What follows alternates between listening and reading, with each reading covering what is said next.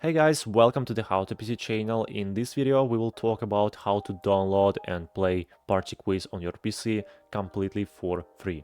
So how to do it? All you need to do is just install Steam on your PC, of course. You can do it in a browser, just type in the search box Steam, go to their official website and just install it by clicking on this button. Yeah, here it is. Okay, and after that you'll find this icon on your desktop. Run it. Okay, now we are in the Steam store, and at the top right you can find the search box. Just click on it and let's type here the name of the game, Party Quiz. Yeah, here it is. So it's completely free now. You can easily get it. Just click on play game, or you can just add it to your library.